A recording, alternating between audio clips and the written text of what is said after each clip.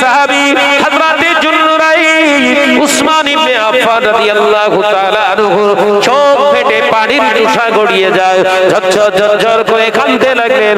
সাহাবায়ে কেরামেরা অবাক হয়ে গেলেন, মনে কোনো কষ্ট দিয়ে ফেললাম কিনা। ও নবী পাকের সাহাবী হযরত উসমান রাদিয়াল্লাহু তাআলা আনহু, দয়া করে একবার বলুন আপনি কেন রোনাজারি করছেন? আম্মা জান খাতুনে জান্নাত ফাতেমা রাদিয়াল্লাহু তাআলা আনহা সম্পর্কে একটু বর্ণনা দেন। হযরত উসমান বলেছিলেন, ও নবী পাকের সাহাবীরা, আল্লাহর কসম করে বলি, আল্লাহ নবীর জামাতা ছিলেন, দুটি কন্যা আল্লাহ পাকের হাবিব আমার সঙ্গে বিবাহ দিয়েছিলেন বটে। খাতুনে জান্নাত হযরত ফাতেমা রাদিয়াল্লাহু তাআলা আনহা তিনি আমার শালী ছিলেন, এটাও সত্য। আল্লাহর কসম করে বলতে পারি, আমি আমার নবীর দরবারে যখন জামাই হিসাবে গিয়েছি, আল্লাহ নবী আমার কোন জায়গায় জামাইয়ের আদর যত্নের ত্রুটি রাখেননি।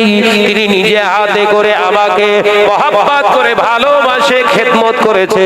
কিন্তু আমি নবীর জামাতা হযরতে উসমান গনি রাদিয়াল্লাহু তাআলা আনহু, আমি আল্লাহ শুকর করে বলতে পারি, আমার খাতুনে জান্নাত হযরতে ফাতেমা রাদিয়াল্লাহু তাআলা আনহার জীবনে কোনদিন আমার সম্মুখে দাঁড়িয়ে এসে হযরতে খাতুনে জান্নাত একদিনের জন্য কথা বলেননি।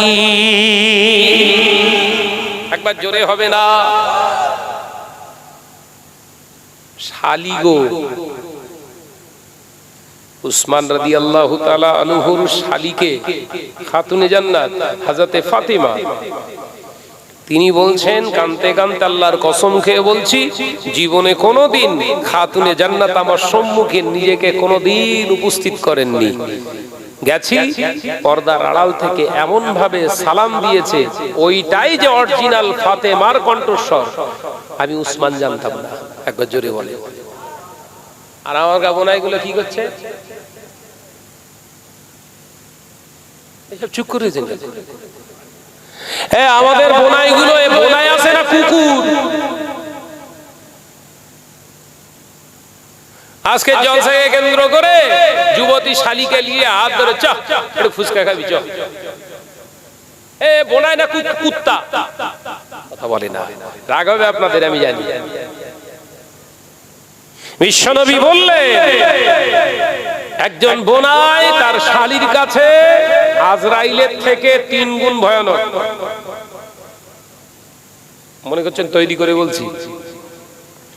হাদিস পাকে বিশ্বনবী সরকারে দু আলম বলেছে, অপর হাদিস এসেছে, ওই আজরাইল মালিকাল মউতের থেকে বোনাইয়ের কাছে তার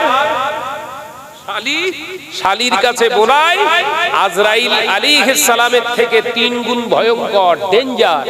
অর্থাৎ আজরাইলের সম্মুখীন যেমন হওয়া সম্ভব নয়, আজরাইলের সম্মুখীন কখন হয়? কখন হয়? মরণের শেষ সময়। এই শালী যেন বোনাইয়ের কাছে না আসে, এইরকম ডেঞ্জার। অথচ দিব্যি গালে করে ফুচকা খাওয়াচ্ছে। আবার বলছে আমার নাম ডিসকাল। এই অসুবিধা হচ্ছে আপনাদের? এই কৃষ্টি কালচার কাঁদে। ইহুদি নাসারা বেদিন বেঈমানদের তো ওটা আপনার ভিতরে এনেছেন, আর এখন বলছেন না আমার নাম কাটলে হবে না। আপনি তো নিজে কবে নাম কেটে ফেলেছেন? 100 বছরের জিন্দেগিতে ভারতবর্ষে বসবাস করার জন্য আপনার ভিতরে যদি এরকম ঢিপঢিবানি হয়, 100 বছরের পেহচান পত্রের জন্য আপনি যদি এত চিন্তিত হন, আখিরাতে আপনার আর মরণ নেই। ওই পেহচান পত্রের জন্য আপনাকে কত পরিশ্রম করার দরকার। আর আলোচনা বোধহয় মাথায় ঢুকিনি। অর্থাৎ যে বোনাইগুলো শালীকে নিয়ে ঘোরে, হাদিসের ভাষায়, শরিয়াতের ভাষায় ওগুলো বলায় না, হচ্ছে কুকুর। আর কুকুর কখন কোন মুহূর্তে কি করবে কোনো গ্যারান্টি নেই। বলে হয়তো শুনতে খারাপ লাগবে, আপনি আল্লামা হুজুরের কিতাব পড়েন, ফতে আমিনিয়াটা ভালো করে পড়েন, চতুর্থ খণ্ড, সপ্তম খণ্ড ভালো করে পড়েন, শাহনাজের কথাটা হুবহু পাবেন। কি পাবেন? বিশ্বনবীর হাদিসকে সামনে নিয়ে আল্লামা হিন্দ আল্লামা রুহুল আমিন রাহমাতুল্লাহ আলাইহি ফতোয়া দিয়েছেন, সাবধান হও। ঠিক এইরকম ভাবে সাবধান হও। আগামী দিন এমন আসছে, হতে পারে বোনায় কর্তৃত শালীর পেটে হয়তো সন্তান আসবে।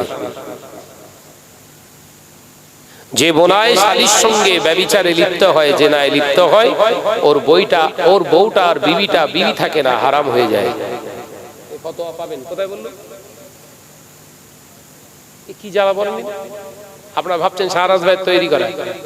আজকে ওই মশলাটা, ওই ফতোয়াটা সমাজে ঘুরিয়ে দেখুন, কত বোনায়ের দ্বারা কত শালীর ইজ্জত শেষ হয়ে গেছে। প্রথম সূত্র হয় কোথা থেকে?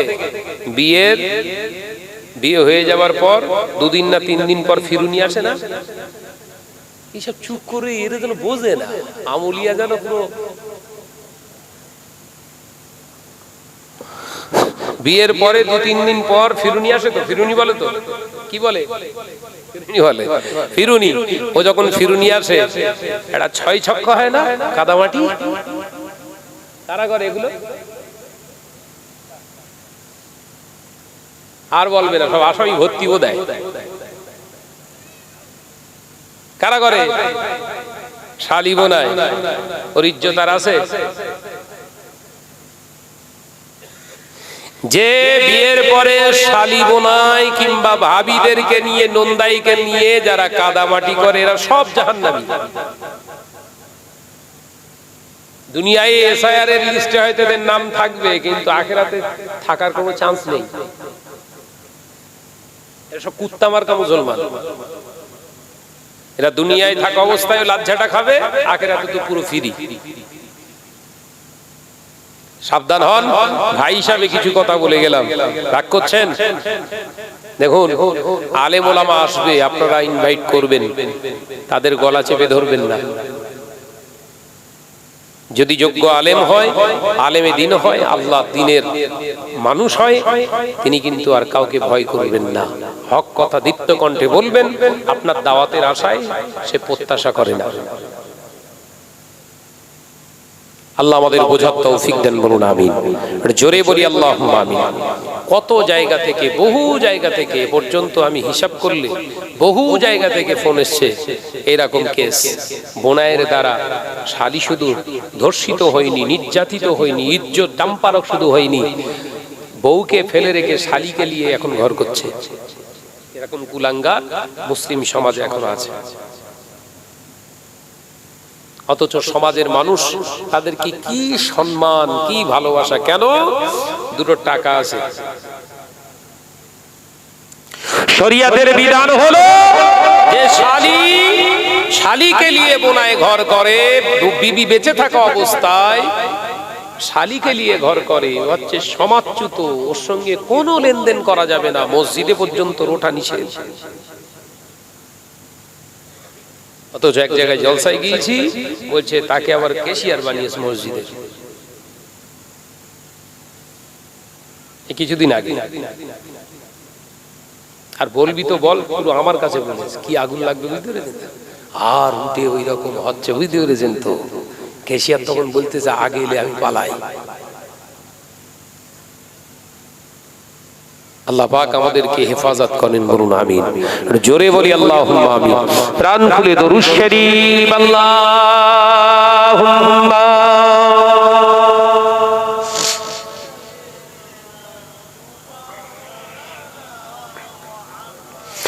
আরো জোরে বলে ওয়ালা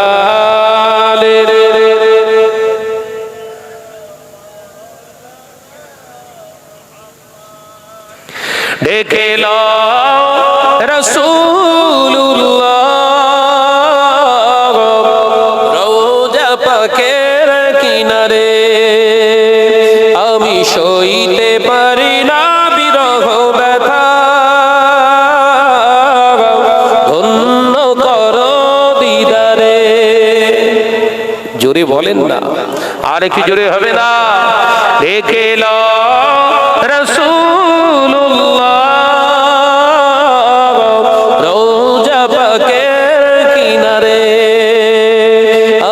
সইতে পারি না বিরহ ব্যথা, ধন্য করো দিদারে আল্লাহুম্মা। একসঙ্গে পড়েন, একসঙ্গে। ওয়ালা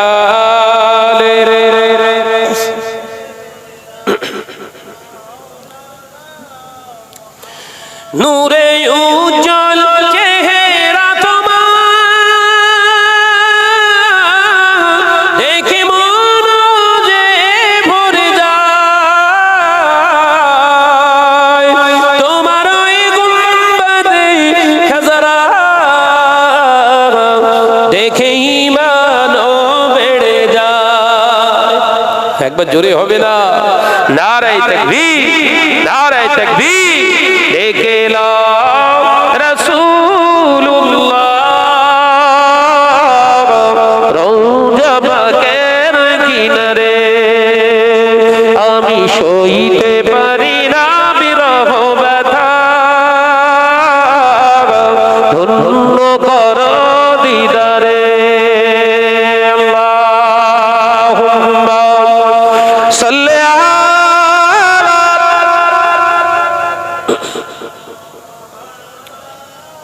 মাশাআল্লাহ মাশাআল্লাহ। আরেকটু জোরে ওয়ালা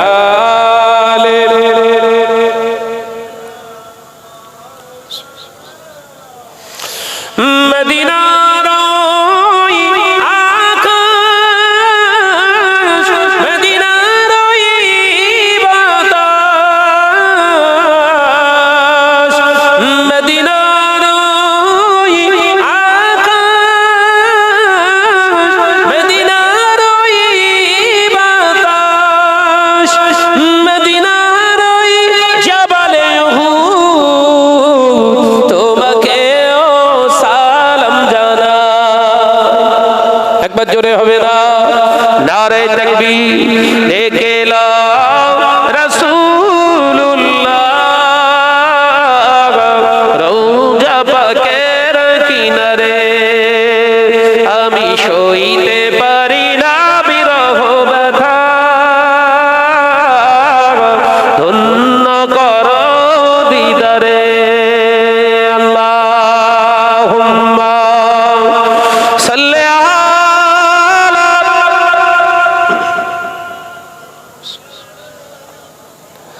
আরো জোরে পড়ে ওয়ালা